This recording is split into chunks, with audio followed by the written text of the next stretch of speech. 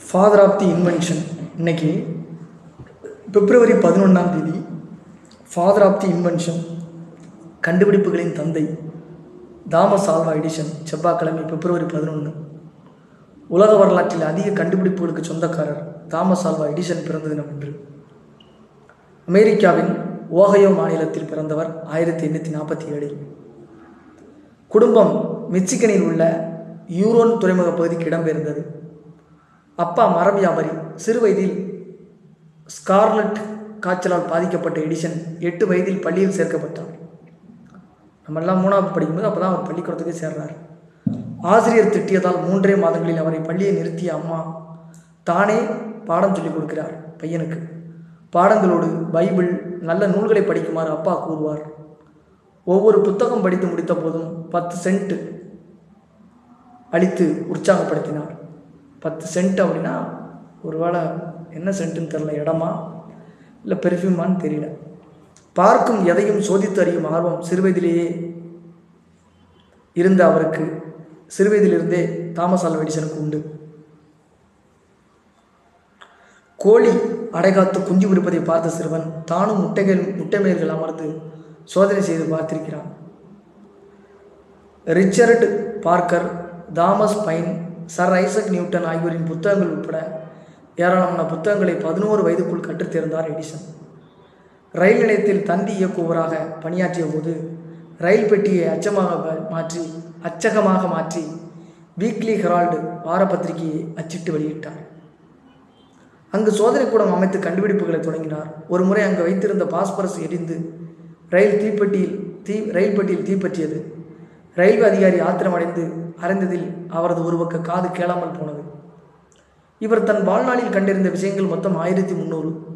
உலக சரித்திரத்தில் வேறு எவரும் அருகில் நெருங்க முடியாத எண்ணிக்கை இது. 1093 கண்டுபிடிப்புகளுக்கு காப்புரிமை பெற்றார்.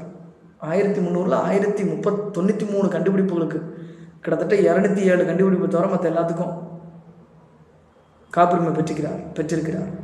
இத்தனைக்கும் அறிவியல், கணிதம் என்று எதையும் முறையாக கற்றவர் அல்ல இவர். மென்லோ பார்க் பகுதியில் 1876 ஆராய்ச்சி கூடம் அமைத்தார். மின்சார bulb, electric generator, telegraph system, electric fan, radio valve, megaphone, motor, மின்சார இருப்பு பாதை, தொலைபேசி ஸ்பீக்கர், ஒலிபெருக்கி, கிராமபோன், மூவி கேமரா, இராணுவ சாதனங்கள் ஆகியவை இவர் கண்டுபிடித்ததில் குறிப்பிடத்தக்கது. மறுபடியும் சொல்கிறேன், மென்லோ பார்க் பகுதியில் 1876 ஆராய்ச்சி கூடம் அமைக்கிறாரு. மின்சார bulb, electric generator, telegraph system, electric fan, radio valve, megaphone, motor, மின்சார இருப்பு பாதை, தொலைபேசி ஸ்பீக்கர், ஒலிபெருக்கி, கிராமபோன், மூவி கேமரா, இராணுவ சாதனங்கள் ஆகியவை இவரது கண்டுபிடிப்புகள். ஒரு சாதனையை நிகழ்த்திய பிறகு அதற்கான பாராட்டுக்களை பெற அவர் அங்கே இருக்க மாட்டார். அடுத்த கண்டுபிடிப்புக்காக ஆராய்ச்சி கூடத்துக்குள் போயிருப்பார். இது பற்றி கேட்டால் நேற்றைய கண்டுபிடிப்பு பற்றி பேசி இன்றைய நேரத்தை வீணடிக்க விரும்பவில்லை என்று கூறுவார். எடிசன் அக்டோபர் 18, 1931 84வது வயதில் மறைந்தார். அவரது உடலை அடக்கம் செய்யும் போது அமெரிக்க அதிபர் ஹார்பர்ட் ஹூவர் உத்தரவின் பேரில் அமெரிக்கா முழுவதும் மின் விளக்குகள் 1 நிமிடம் அணைத்து வைக்கப்பட்டன. ஆஃப் பண்ணி வச்சிடுறாங்க. கண்டுபிடிப்புகளின் தந்தை தாமஸ் ஆல்வா எடிசன். கணக்கு படிக்கலை, சயின்ஸ் படிக்கலை, ஆனால் 1300 கண்டுபிடிப்பு. எப்படி 1330 திருக்குறளை திருவள்ளுவர் எழுதினாரோ அதில் அந்த 333 குறளை விட்ட மாதிரி வெறும் 33 குறளை விட்டோம் அப்படின்னா 1300 வந்துடும்.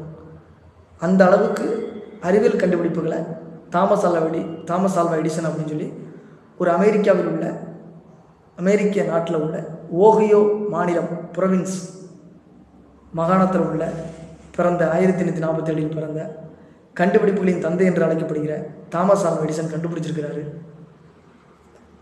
இவரோட கண்டுபிடிப்பு பக்கத்தில் எத்தனை கண்டுபிடிச்சாலும் 1300 கண்டுபிடிப்பு கண்டுபிடிக்க முடியாது அப்படின்னு சொல்லி இருக்குது. சாதிக்க முடியாமல் இருக்குது இந்த சாதனை. மாபெரும் ஒரு முக்கியமான நம்ம ஆளுமையை சந்திச்சிருக்கிறோம். பிப்ரவரி 11 செவ்வாய்க்கிழமை. நன்றி, வணக்கம்.